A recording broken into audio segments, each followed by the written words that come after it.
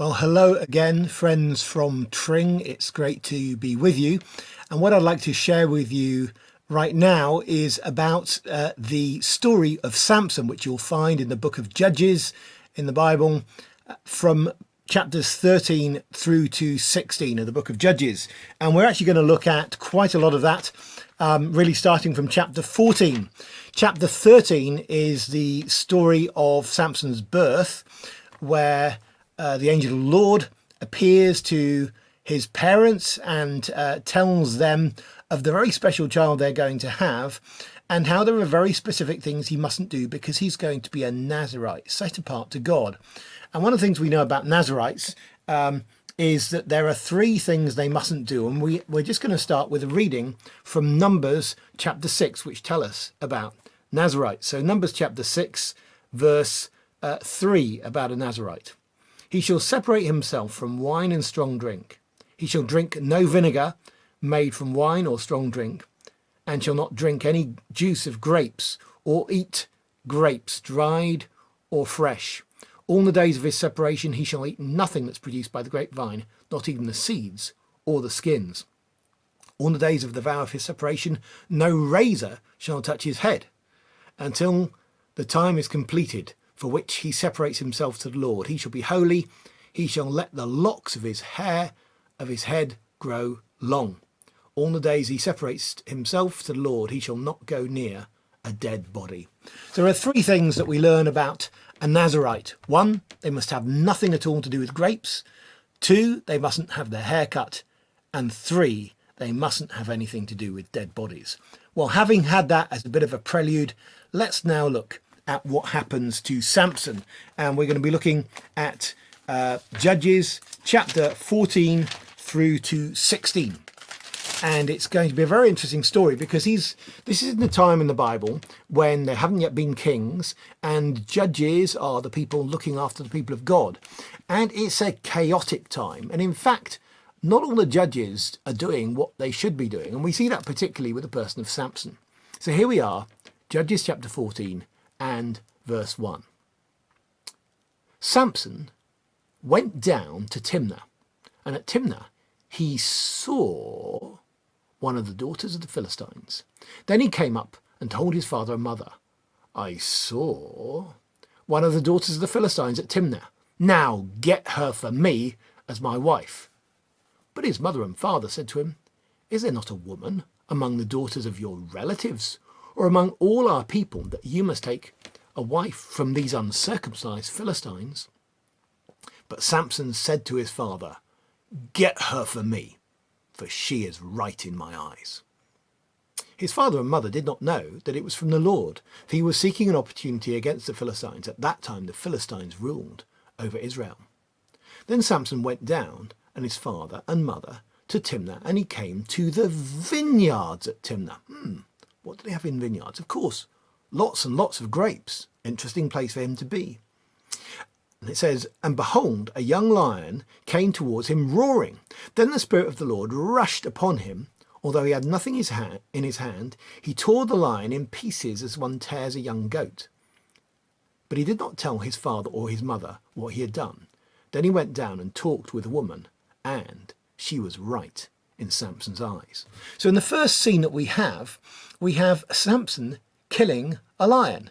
Obviously, once he's killed the lion is dead. There's a dead carcass there. We'll come across that again soon. We also see that he's quite good at not telling people things. So he doesn't say anything to his parents about this.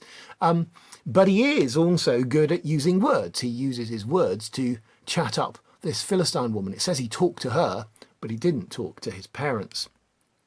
It also says she was right in his eyes. His eyes come up quite a bit. Then we'll continue. Chapter 14, verse 8. After some days he returned to take her, and he turned aside to see the carcass of the lion, and behold, there was a swarm of bees in the body of the lion, and honey. He scraped it out into his hands and went on, eating as he went. And he came to his father and mother and gave some to them, and they ate. But he did not tell them that he had scraped the honey from the carcass of the lion. Well, hang on. Nazarites aren't supposed to be touching dead bodies, are they? That's unclean. And he's given that unclean food to his parents too, and has not told them where it's come from. Then it continues, verse 10. His father went down to the woman, and Samson prepared a feast there, for so the young men used to do. As soon as the people saw him, they brought him 30 companions to be with him. And Samson said to them, let me now put a riddle to you. If you can tell me what it is within the 7 days of the feast and find it out, then I will give you 30 linen garments and 30 changes of clothes. But if you cannot tell me what it is, then you will give me 30 linen garments and 30 changes of clothes. They said to him, put your riddle that we may hear it. He said to them, out of the eater came something to eat. Out of the strong came something sweet. And in the 3 days, they could not solve the riddle. It's interesting, he's at a feast like the young men have. Hang on, what do they have to drink at feasts? Was it a teetotal feast? It's hard to imagine that it was. And he's setting this riddle. There are 30 companions. We're going to think about the number 30 soon.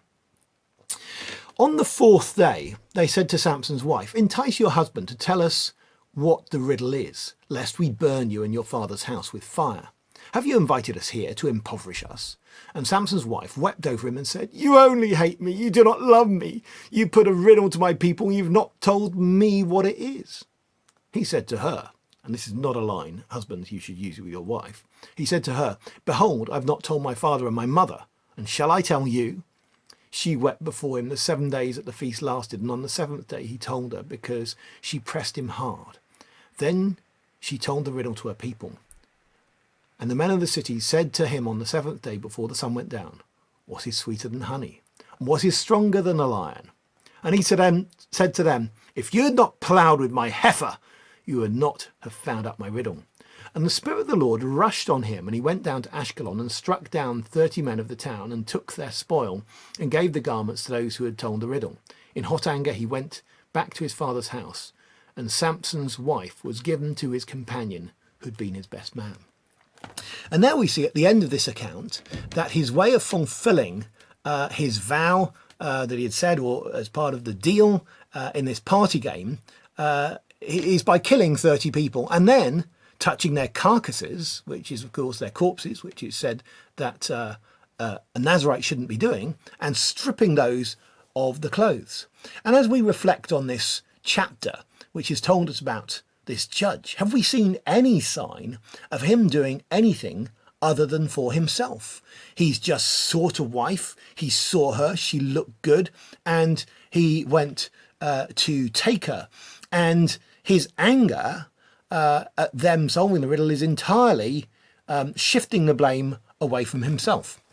Well, you might have thought that me reading a lot from that chapter was already quite a bit of the reading I do, but I'm going to read 2 more chapters in this talk. So you're going to see me looking down at the text quite a bit, but this way we're going to benefit from God's word, and I'll just put in a few comments as we go along. So here we go to the next chapter, chapter 15, Judges chapter 15.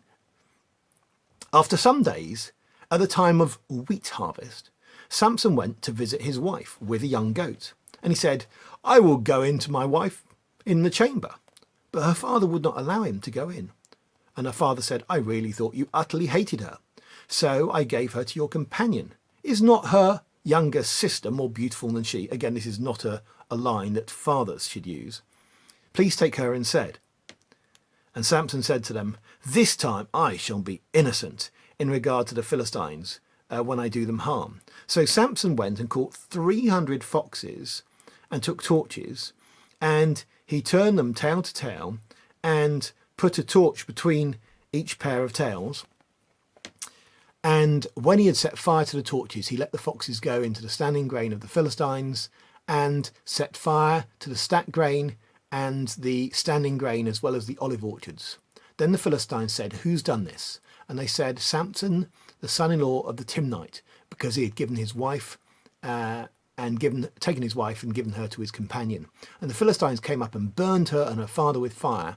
And Samson said to them, if this is what you do, I swear I will be avenged on you, and after that I will quit. and he struck them hip and thigh with a great blow, and he went down and stayed in the cleft of the rock of Etam.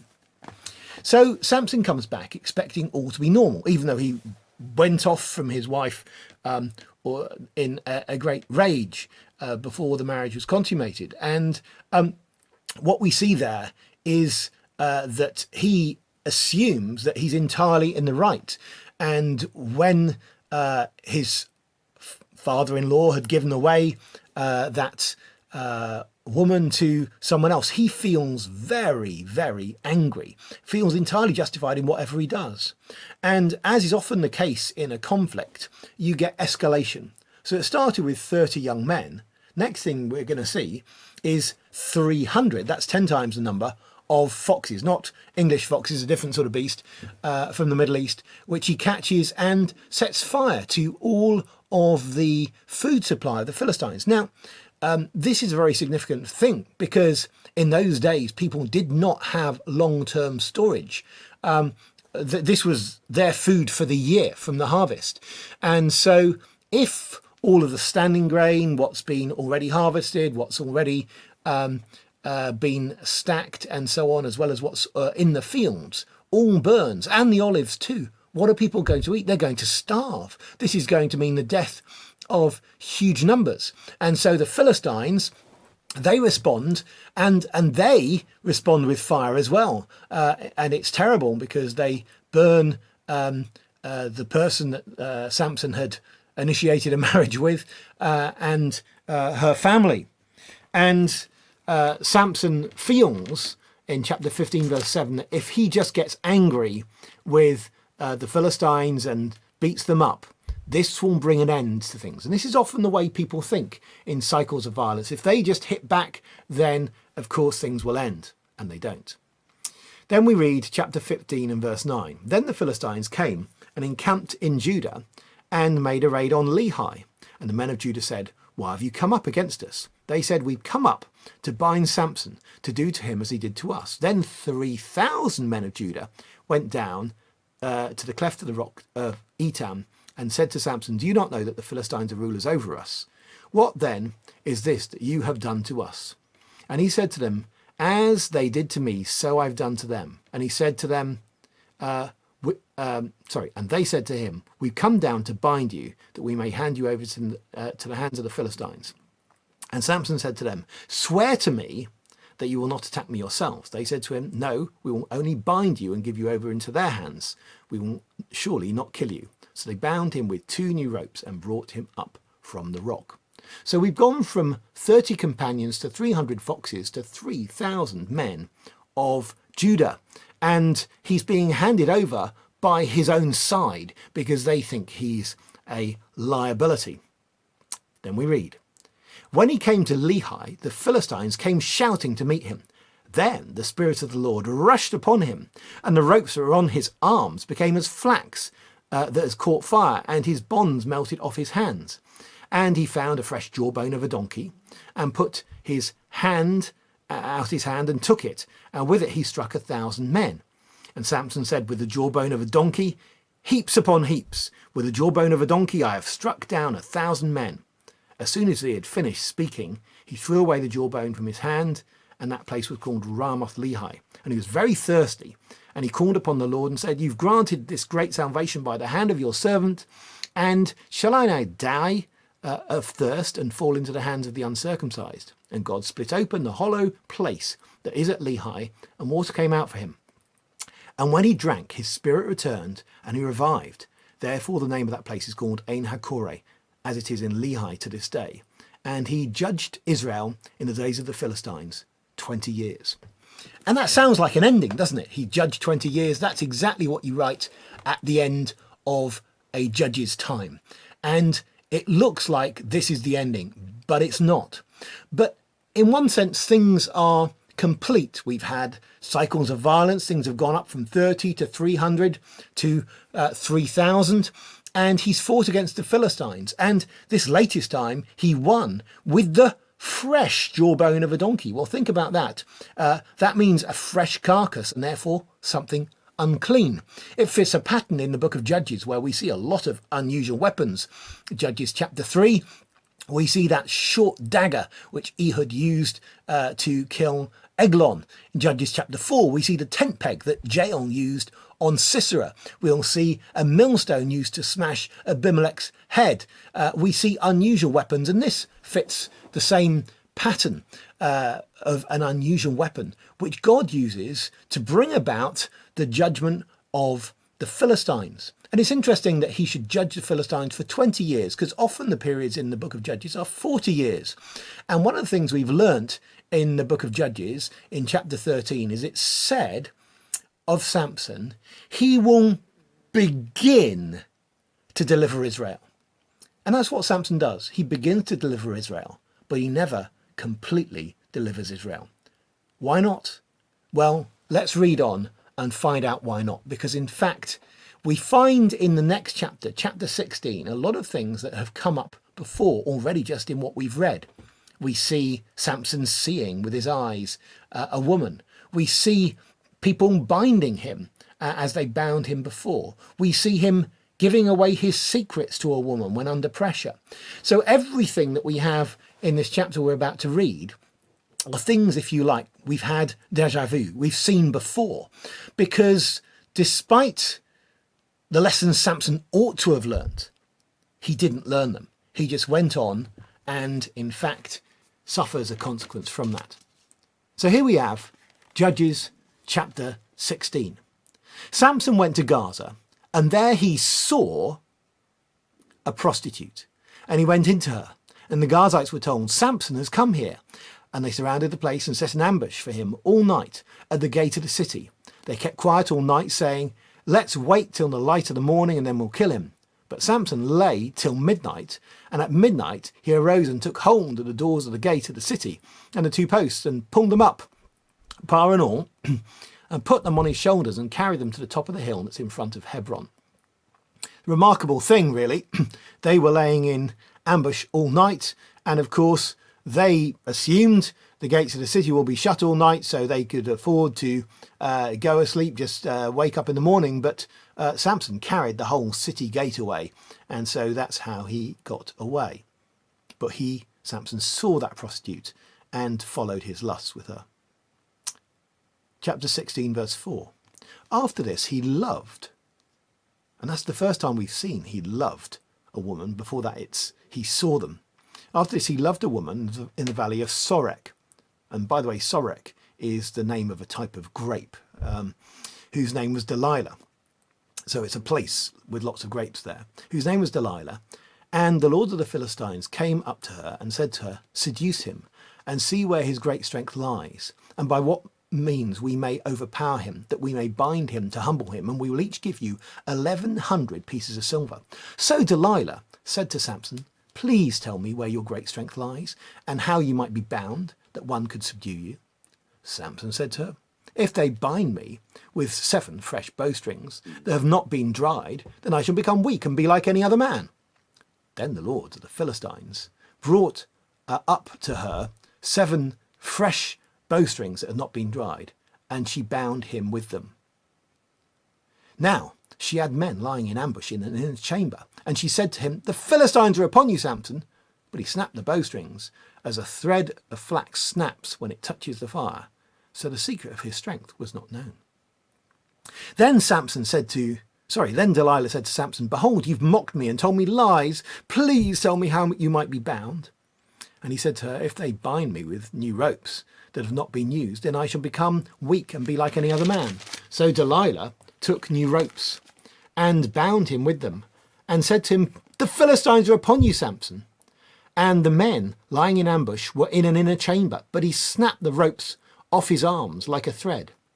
Then Delilah said to Samson, until now you've mocked me and told me lies. Tell me how you might be bound. And he said to her, and now here he begins to get a bit closer to the truth, because it's something to do with his head.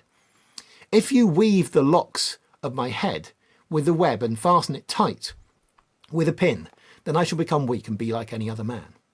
So while he slept, Delilah took the 7 locks of his head and wove them into a web, and she made them tight with a pin and said to him, the Philistines are upon you, Samson. But he awoke from his sleep and pulled away the pin, the loom and the web. And she said to him, "How can you say I love you when your heart is not with me? You've mocked me these 3 times. You've not told me where your great strength lies." And when she pressed him hard with her words day after day and urged him, his soul was vexed to death. And he told her all his heart and said to her, "A razor has never come upon my head, for I've been a Nazarite to God from my mother's womb. If my head is shaved, then my strength will leave me and I shall become weak like any other man." When Delilah saw they had told her all his heart, she sent and called the lords of the Philistines again, saying, "Come up again, for he has told me all his heart." Then the lords of the Philistines came up to her and brought the money in their hands. She made him sleep on her knees, and she called a man and had him shave off the 7 locks of his head. Then she began to torment him, and his strength left him. And she said to him, "The Philistines are upon you, Samson." And he awoke from his sleep and said, "I will go out as at other times and shake myself free." But he did not know that the Lord had left him. And the Philistines seized him and gouged out his eyes and brought him down to Gaza and bound him with bronze shackles, and he ground at the mill in the prison. But the hair of his head began to grow again after it had been shaved.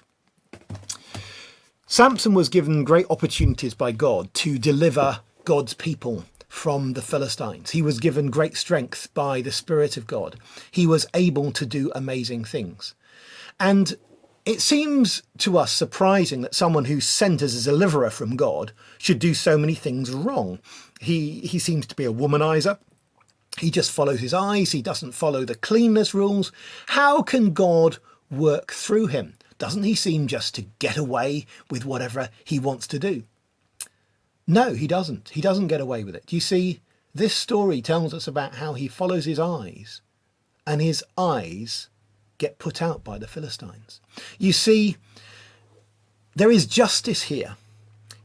He simply got away with something for a while. And it's the same with you and me.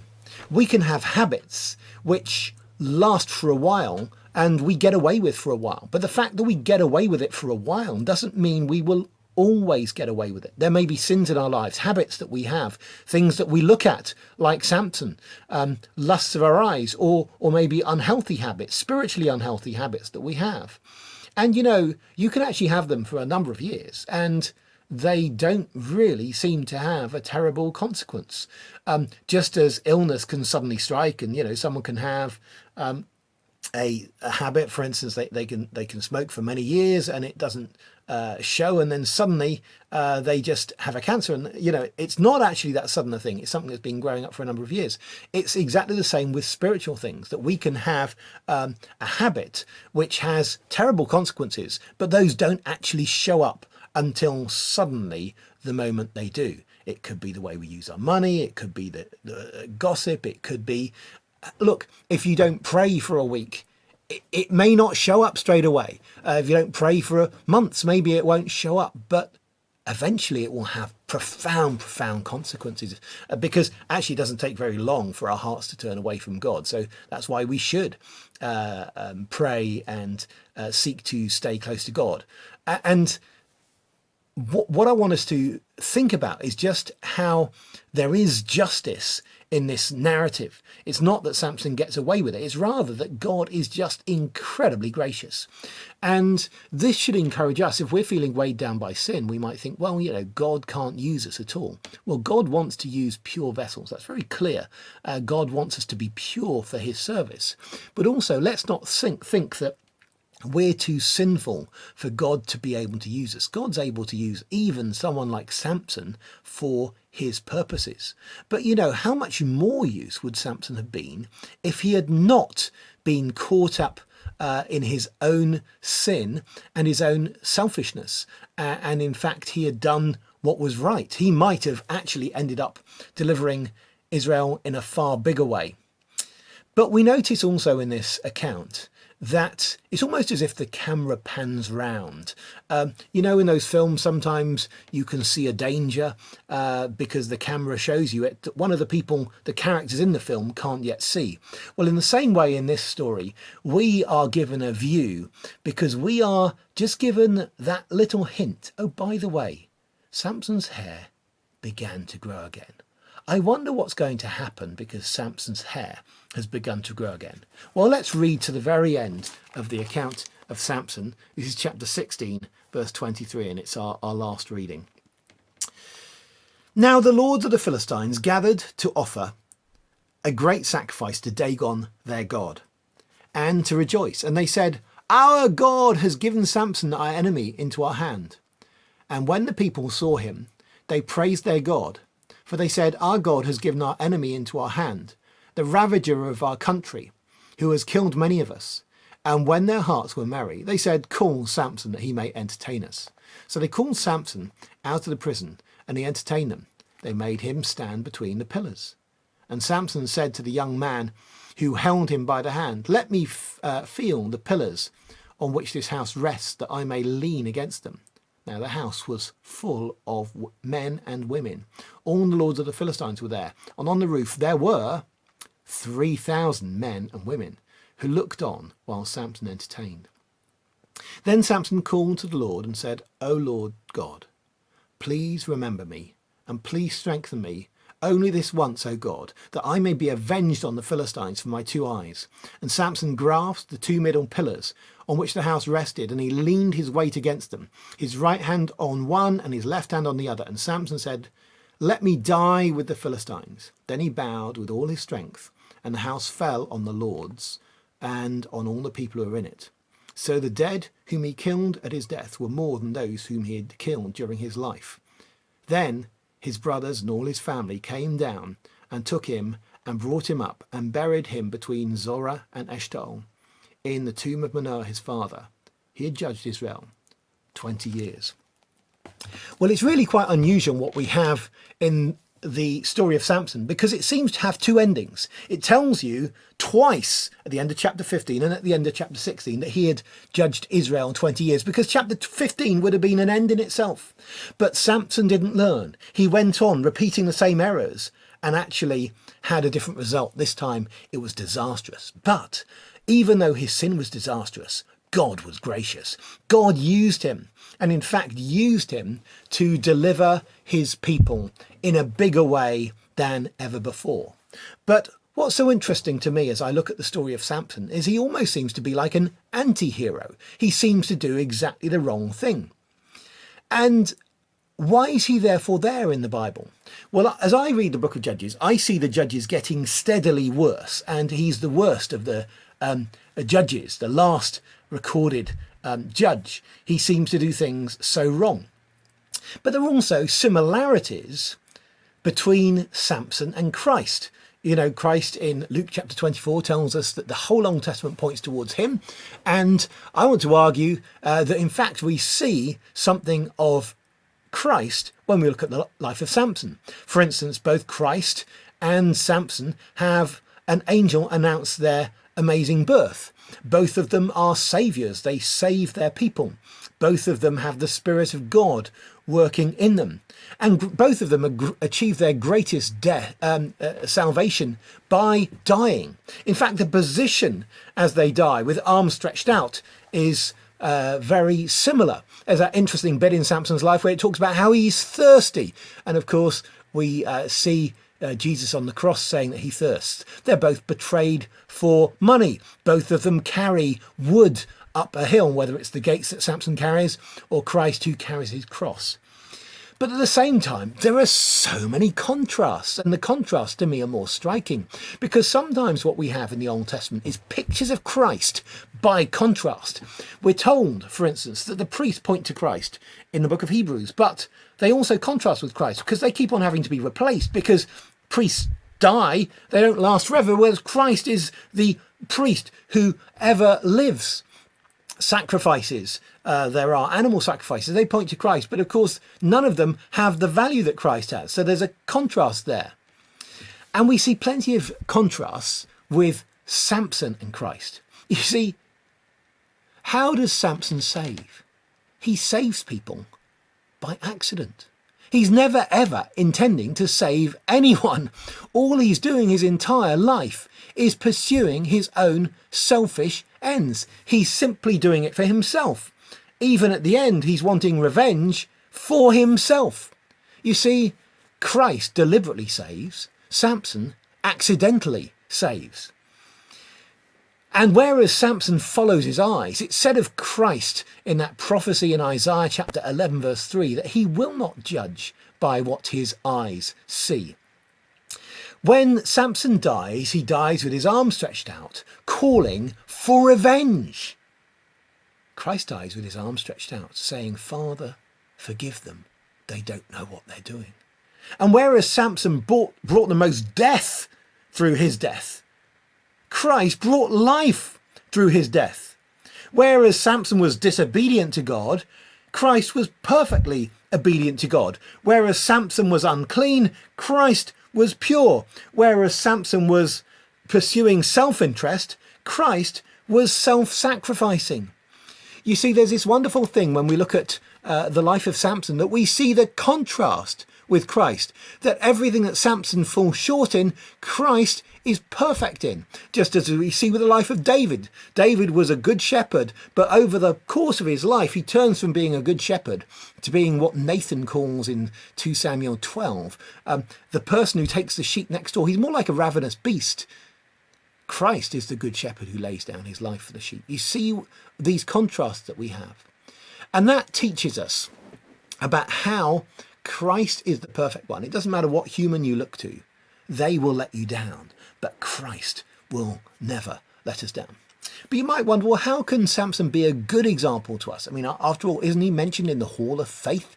In Hebrews chapter 11, verse 32, he's said to be a man of faith. Well, you know, there is something good about Samson. He knew that his strength came from God. He prayed to God for his strength. He prayed to God on many occasions. He looked to God for his strength. That's a positive side that we can take from Samson's life, but we need to detach it from all of the other things that were caught up with it. You know, as we look around or we meet other Christians, we may think, oh, there are things that are really terrible in their lives, but it doesn't mean that there aren't positive lessons we can take from them. And there are positive lessons we can take from Samson, even as there are so many negative lessons we can take from Samson. So what can we take from this as we try and sum it up and think about this period that we're in, this period where there's a virus and so much seems to be going wrong? Well, let's think about our habits. Let's be developing good habits, knowing that bad habits can have really bad long-term consequences. Let's also recognise that Christ is the only one who is perfect and can truly save us. We may be disappointed by all sorts of people in life, but Christ will never disappoint us. And let's remember that he is the perfect sacrifice who didn't pursue his own self-interest. In fact, he gave up the riches of glory. He gave up his own pleasure and he underwent great pain.